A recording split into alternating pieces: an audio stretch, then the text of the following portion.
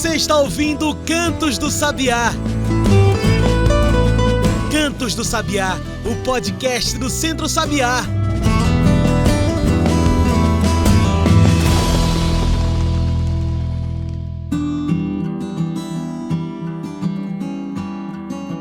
No Brasil, o dia 21 de fevereiro é um marco importante, uma data de luta que celebra a conquista do voto feminino em todo o país.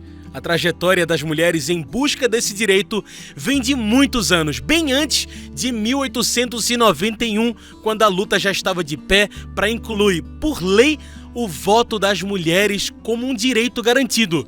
Mas o voto mesmo da mulher só pôde ser acessado em 1932, mais de 40 anos depois do primeiro levante por esse direito. A luta pela igualdade nas urnas ganhou impulso e se espalhou graças ao avanço dos movimentos sociais, graças à luta popular, à luta organizada e também ao feminismo. Mas essa luta não acabou não, viu? Não é só o voto que garante acesso, não é só poder votar, é em quem pode votar e quem pode votar. A mulher está representada pelas eleições? O voto feminino garante igualdade? Eu sou João Lucas, comunicador e radialista do Centro Sabiá, e está começando agora a nova temporada do Cantos do Sabiá em 2024. Então vem com a gente que é sobre essa representação e sobre essa importância do voto delas que estamos aqui hoje conversando. Um voto por elas. E é para falar desse tema tão importante que hoje convidamos alguém muito especial para nossa mesa para discutir sobre esse assunto. Carmen Silva. Carmen é socióloga, feminista, pesquisadora e educadora do SOS Corpo, Instituto Feminista para a Democracia. Carmen, muito obrigado por aceitar nosso convite. Eu que agradeço, sempre uma satisfação estar aqui em contato com vocês, com o seu público e com a natureza. Maravilha, Carmen. E assim, já para a gente começar nesse assunto de democracia, de acesso a direitos, o que é esse dia da conquista do voto feminino no Brasil e para que serve essa lembrança de uma luta por um direito tão simples, Carmen, né? O direito ao voto, mas que faz toda a diferença. É muito importante assim, ter um dia que marca uma vitória, que marca uma conquista de luta das mulheres, do feminismo ou de qualquer movimento popular, é sempre importante para a gente não naturalizar, não pensar que aquilo sempre foi assim. Não, sempre existiu. Você saber que teve um processo político, um processo de luta, onde quem não tinha esse direito se expressou e exigiu que esse direito viesse à tona, né, e fosse assumido pelo Estado brasileiro. Então, é uma memória de luta, uma memória de resistência. Então, a importância de lembrar esse dia está nisso. E mais ainda, é em lembrar que existiu uma razão para esta luta. Porque não é estranho que mulheres, que somos aproximadamente 50% da humanidade, e no Brasil sejamos até um pouquinho mais maioria, de né, 50% da humanidade brasileira, não tivéssemos o direito de participar das decisões políticas, independente da que a gente questionar ou não a qualidade da nossa democracia. Mas não é estranho que 50% não pudessem participar dela, mas não éramos só nós, mulheres, que não podíamos participar. Também as pessoas sem alfabetização eram proibidas de votar. Em um país em que a educação pública só veio a ser uma política forte de Estado nas últimas décadas. Então, é bem importante essa memória. Realmente era para proibir, né, Carmen? Não era porque era uma necessidade, era realmente para cortar a gente de ter acesso ao próprio voto, a direito. Porque era uma visão que ainda é forte na cultura política brasileira, de que a política é para as elites, é para os homens, os brancos, os proprietários. Tinha, inclusive, um mecanismo de verificação da quantidade de riqueza Caramba. que um homem tinha para que ele pudesse ter a possibilidade de votar em um determinado período. Então, de fato, a ideia de que é essa classe dominante que deve controlar as decisões no país. Então, a conquista do voto ela tem essa simbologia porque algo mudou, né? E quando algo muda muito fortemente na sociedade, que a gente conquista um direito, a gente não para, né? A gente coloca esse problema num outro patamar. O problema da participação política das mulheres mudou de patamar com a conquista do voto. Então é muito importante essa lembrança. Carmen, você falou uma coisa que é muito verdadeira, né? Muita gente não viu ou não viveu essa luta. A luta pela conquista de um direito que, para muita gente que já nasce com ele, é um direito comum, não. Naturalmente temos esse direito, né? Mas não é bem assim. Por isso eu te pergunto, que importância tem também essa luta da mulher pela participação, pelo voto? Que diferença isso faz ou pode fazer nas eleições? Porque de lá para cá muito mudou, né?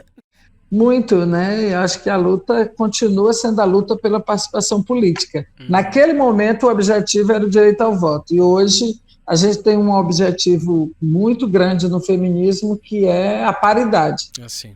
Que as câmaras e as assembleias, a Câmara Federal e o Senado tenham igualdade entre os gêneros, assim, tenham paridade entre homens e mulheres, e aí incluindo todos os tipos de mulheres, mulheres cis, mulheres trans, mulheres negras, mulheres indígenas, mulheres brancas, mulheres que representem as mulheres. Então, a gente tem um objetivo, que é o objetivo de atingir a paridade, o que no atual sistema político é impossível.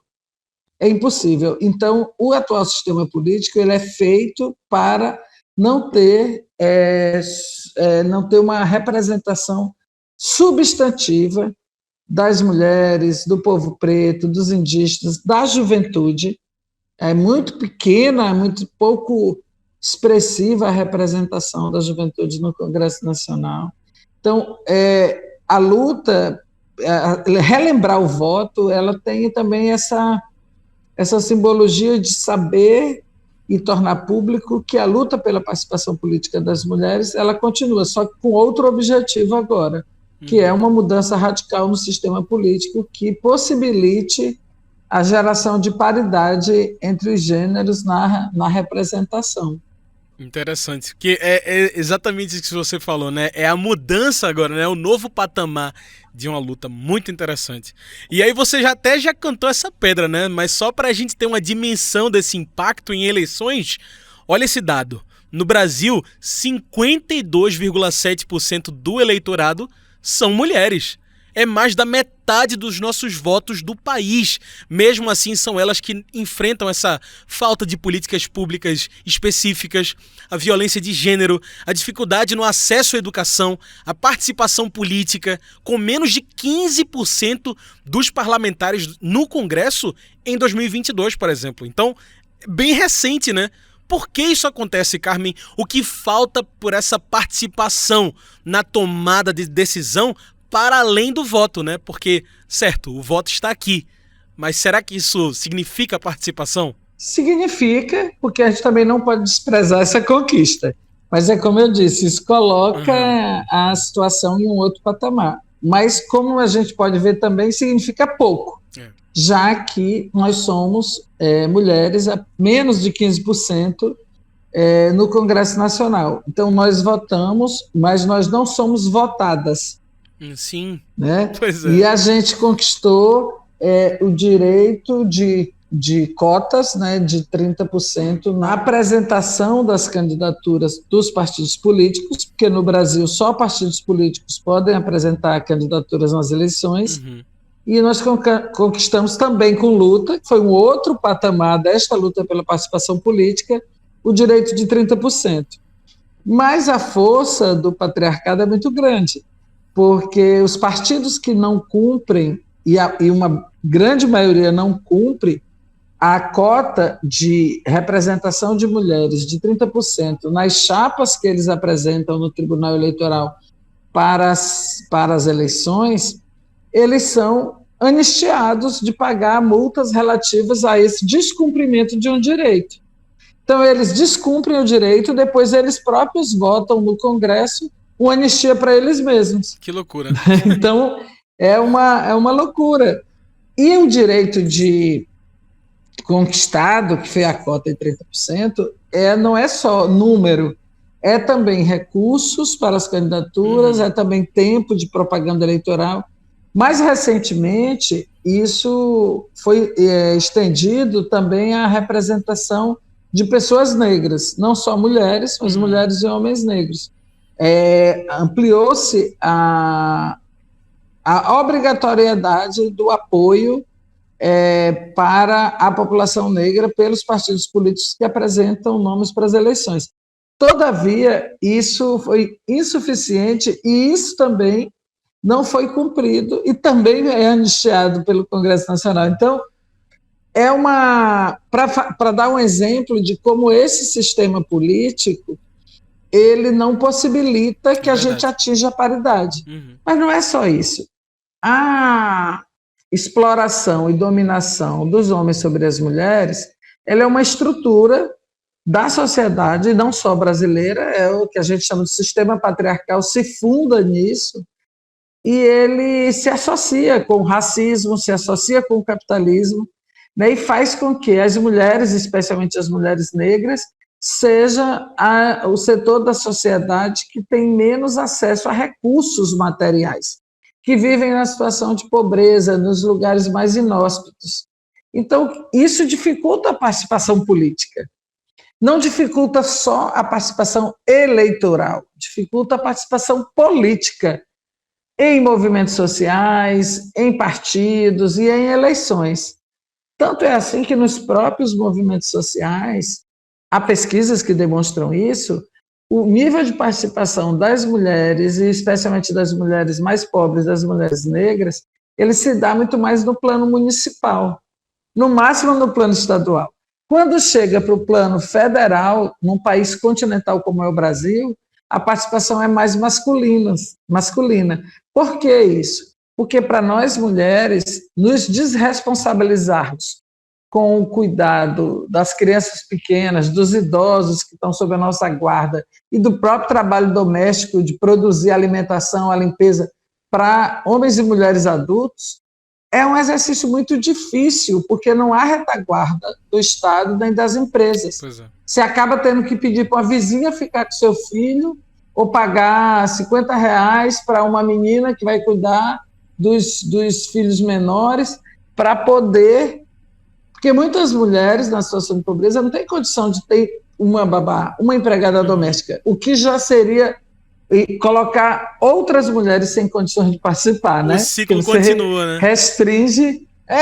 Então é um ciclo, um circuito de restrição da participação política muito intenso. Então, quebrar essa estrutura de dominação e exploração de gênero poderia nos colocar, nós mulheres, em condição de disputas mais similares às dos homens. Mas hoje, a própria condição de disputa, tanto por conta do sistema político, como eu demonstrei ontem, como por conta das condições de vida, ela impede a participação das mulheres. Além disso, ainda tem um terceiro elemento que eu vou aproveitar para falar também, que é a cultura política predominante, que tem a ver com essa dominação de classe, de sexo, de gênero, de raça que nós vivemos, que é uma cultura política para que ela mantenha a ideia de que política é para os brancos, é para os ricos, política é para quem tem um nível de escolaridade muito alto, política, ou o que é mais recente, assim, política não presta, é uma coisa ruim, é uma coisa de bandido. Nem de política eu gosto, né? Nem de política eu gosto. Ou então aquela coisa, política e religião ninguém discute. Ou seja, as religiões estão aí se imiscuindo na política. O fundamentalismo religioso sendo completamente majoritário e fazendo leis que regem a nossa vida, que controlam os nossos corpos, que determinam assim como a gente vai sobreviver nesse mundo.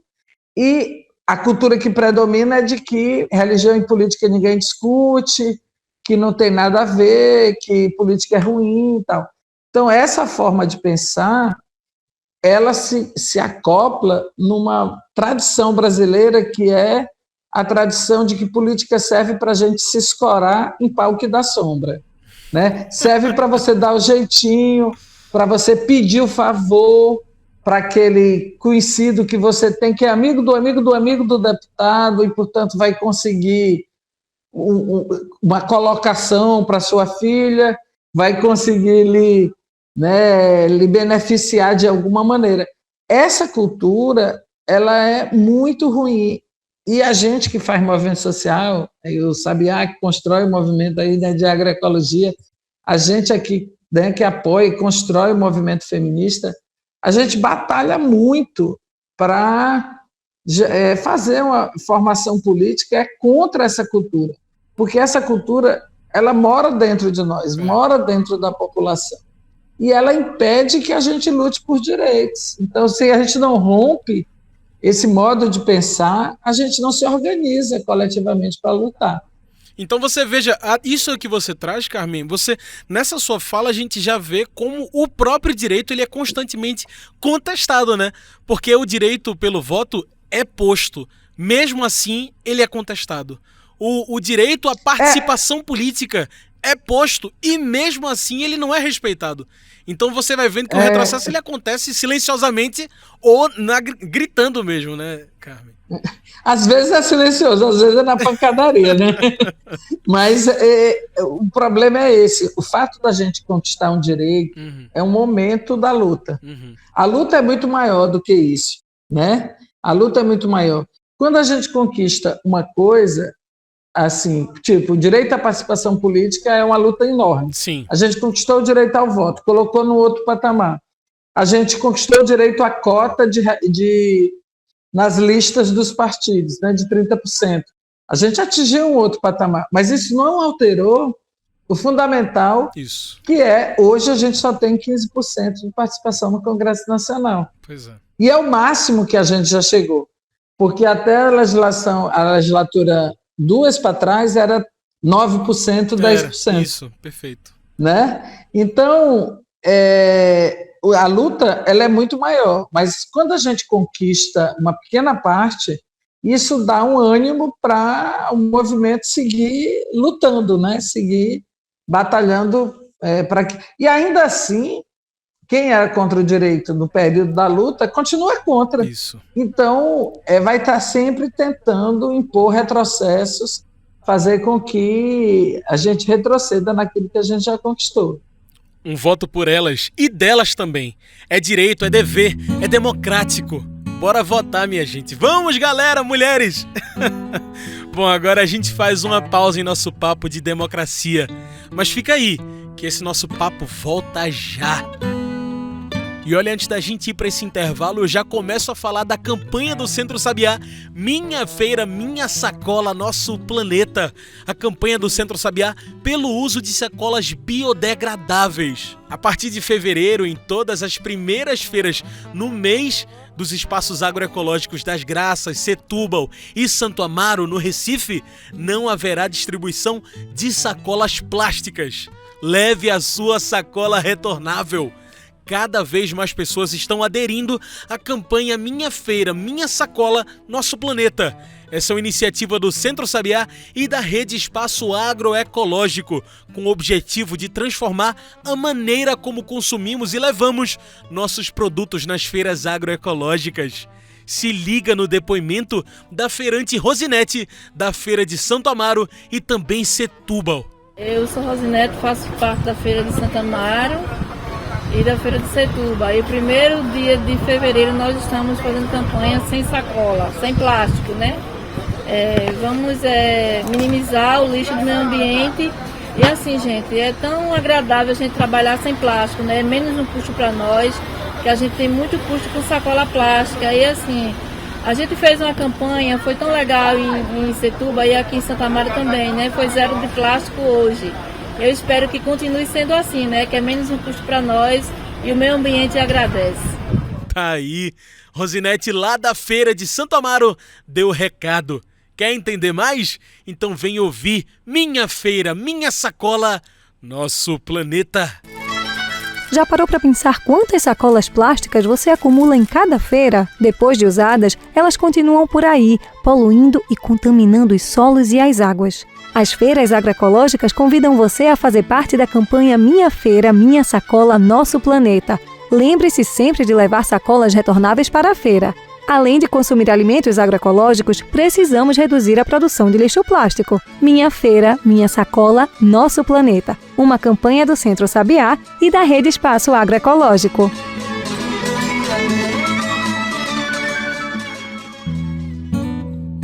Estamos de volta. A gente segue aqui conversando com a socióloga e educadora do SOS Corpo, Carmen Silva.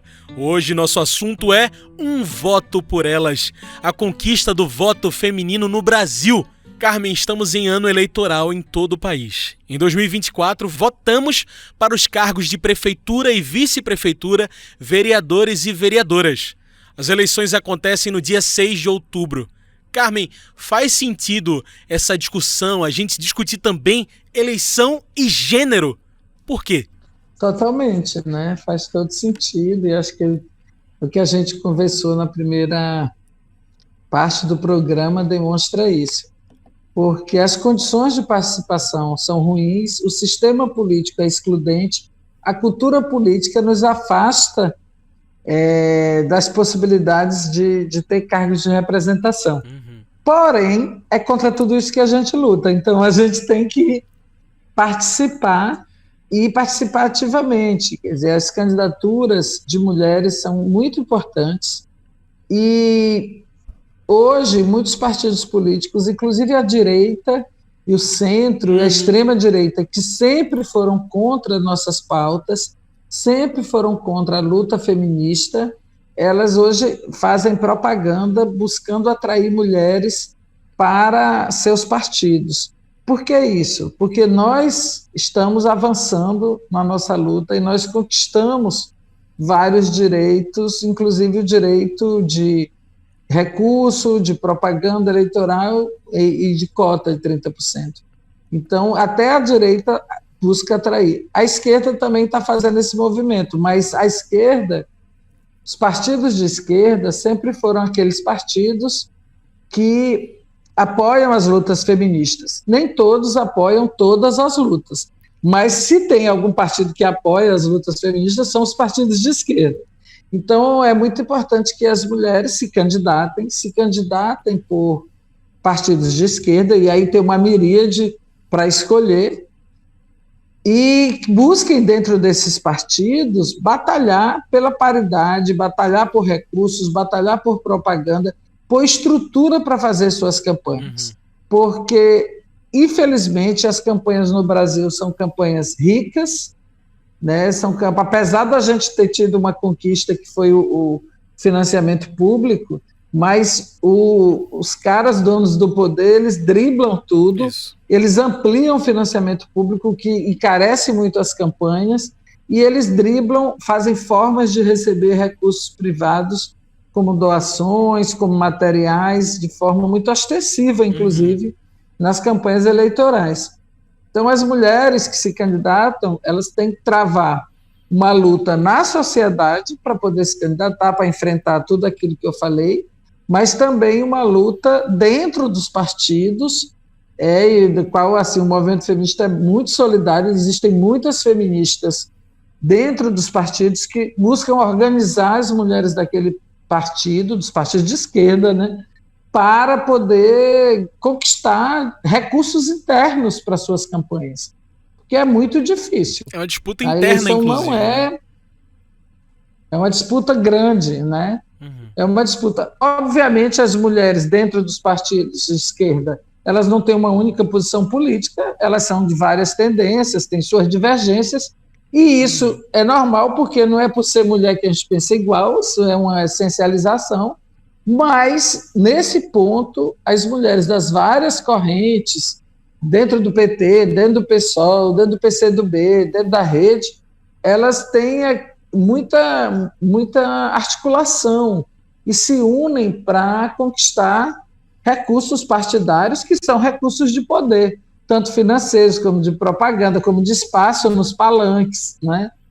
E isso é muito importante. Pois é. A gente vem, né, inclusive de governos que desde a destituição da nossa primeira presidenta eleita, né, Dilma Rousseff, apresentaram verdadeiros desafios para essa participação, escolha do voto e também da própria democracia. A gente não pode esquecer os anos que vivemos, que tivemos que batalhar todos os dias por essa democracia para que ela continuasse de pé. O que ficam desses anos duríssimos que vivemos como aprendizado para essas eleições daqui para frente, quando a gente pensa nesse voto por elas, Carmen? Fica a certeza de que não acabou. Infelizmente.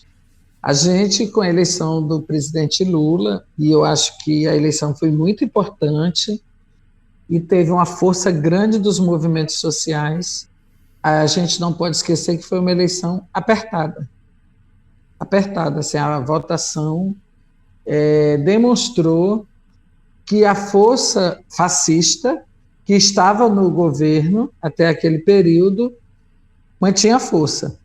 A tentativa de golpe de 8 de janeiro de 2023 também foi uma demonstração de força. Os acampamentos, as paralisações de bloqueios de estradas, né, tudo que ocorreu. A institucionalidade democrática brasileira, que não é só a esquerda, é também a institucionalidade democrática brasileira, tem conseguido avançar no enfrentamento dessa força fascista, no sentido de processar e punir os responsáveis. Antes do carnaval, para a gente ter um bom carnaval, a Polícia Federal revelou e fez mandatos de busca e apreensão, demonstrando que hoje se tem muito mais provas contra esses fascistas que estavam no poder e que tentaram dar golpe antes e depois da eleição. Uhum. Mas não é só o golpe que faz dessa força política criminosa, é também a forma como lidou com a Covid, que patrocinou a morte de milhares e milhares de brasileiros. Né? É também a retirada de direitos, a gente teve a reforma trabalhista, a reforma da Previdência, né? São inúmeras coisas que esse governo fascista fez. O governo fascista acabou, nós estamos com um governo de centro, um governo democrático que busca recuperar o Estado brasileiro que estava sendo destruído. Mas é importante a gente saber que na sociedade brasileira, esse amálgama que formou o bolsonarismo, ele continua. E que amálgama é esse? Fundamentalismo religioso, que toma conta das nossas cidades, nos nossos bairros, todos cheios de igrejas comerciais. As milícias, né? As milícias, que são essa articulação aí entre crime organizado e polícias ou ex-polícias e tal, né?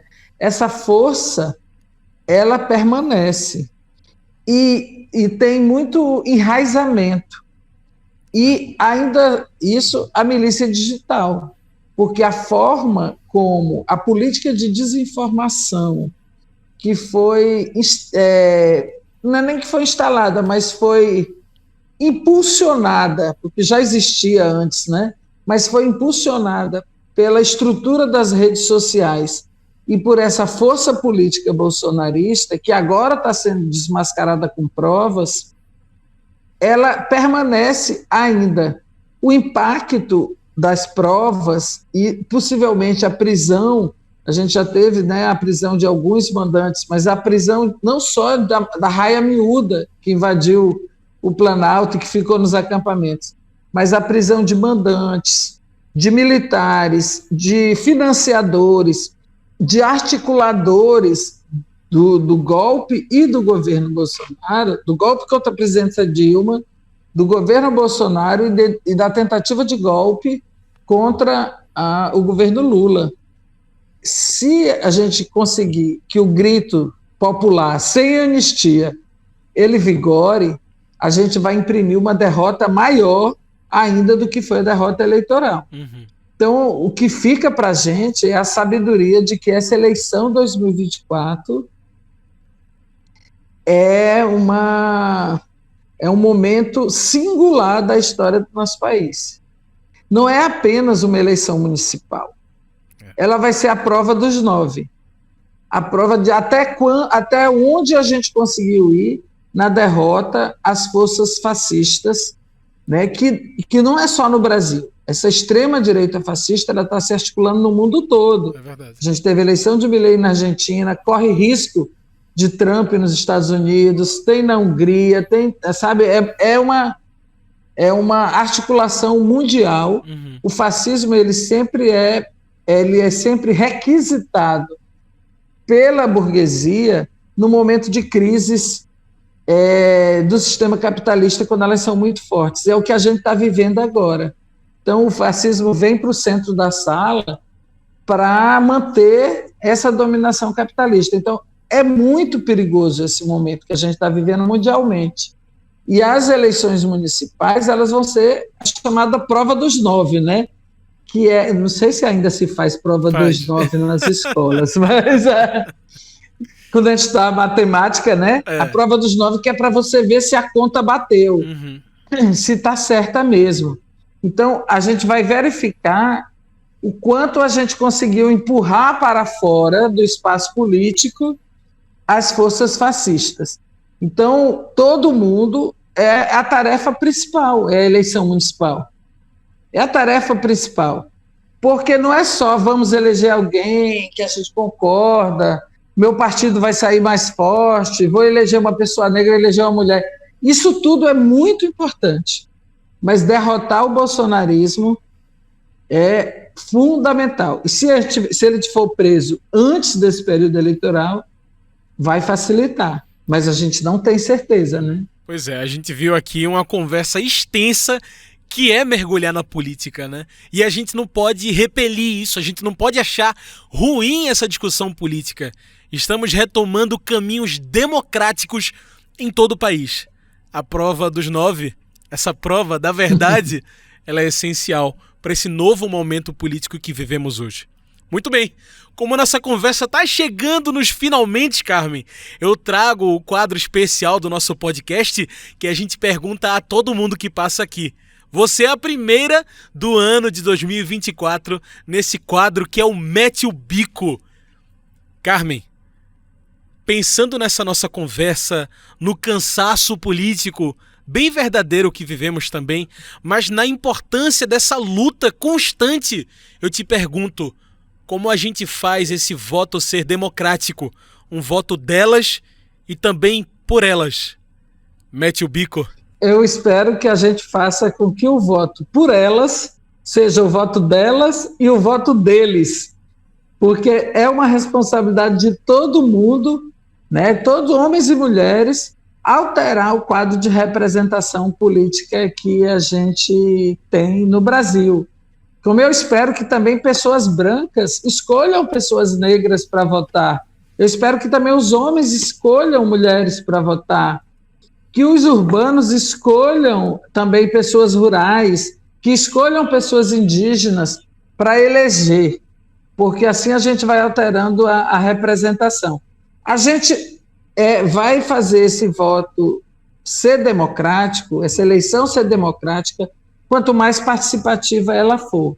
É preciso que todo mundo, todos os coletivos, todos os movimentos sociais, ONGs, a sociedade civil, tome para si as eleições municipais. Não deixe apenas na mão dos partidos políticos, na responsabilidade dos partidos políticos. Se a gente não tomar para nós essa responsabilidade, a gente não vai imprimir a derrota que a gente precisa imprimir nessa perspectiva fascista que está organizada no país, né? E aí a gente, para alterar isso, para colocar na ordem do dia uma perspectiva feminista, uma perspectiva antirracista, uma perspectiva de políticas para a juventude, para o campo, para a agroecologia, a gente precisa levar a nossa voz para o período eleitoral, que é o período que, mesmo quem não gosta de política, nos escuta. A grande vantagem do momento eleitoral é que é o único momento em que quem passa a vida toda dizendo que não gosta de política, que não discute política, pensa em política, fala de política. Mesmo que não nos escute, escuta outros. Então é a chance que a gente tem de colocar na ordem do dia a política boa, a política democrática, a política de construção de direitos.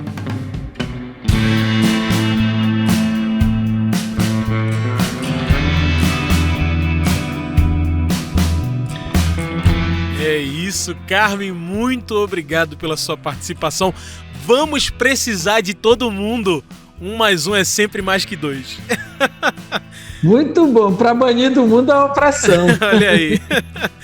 Carmen, infelizmente o nosso tempo de entrevista aqui está acabando. Tem alguma mensagem que você quer deixar para quem está nos ouvindo até aqui nessa conversa? Vamos lá, mulheres que se candidatam, pensem bem e levem em frente a pauta feminista, a pauta dos nossos direitos, a pauta antirracista, a pauta de luta por justiça social e ambiental. Esse é o nosso desafio. É isso que pode mudar as nossas vidas. Gente, hoje conversamos aqui com Carmen Silva, socióloga, feminista, pesquisadora e educadora do SOS Corpo, Instituto Feminista para a Democracia. Muito obrigado, viu, Carmen? Obrigado a vocês. É uma oportunidade boa de poder conversar mais amplamente assim, né, com o pessoal que escuta o programa e tem várias possibilidades, né, de ouvir. Foi bem legal. Chegamos ao fim do primeiro Cantos do Sabiá desse ano de 2024, o primeiro de alguns vários. Então, para você não perder essas conversas de agroecologia, sustentabilidade, como hoje, segue esse podcast aqui. O Cantos do Sabiá pode ser encontrado no Spotify, no YouTube, Apple Podcasts, por onde você está nos ouvindo. Segue a gente aí, deixa um comentário e não perde nenhum episódio. Toda segunda-feira aqui para vocês. Este foi o Cantos do Sabiá, uma produção do Núcleo de Comunicação do Centro Sabiá. Trabalhos técnicos, locução, João Lucas. Tchau, pessoal, e até o próximo Cantos do Sabiá. Até a semana que vem.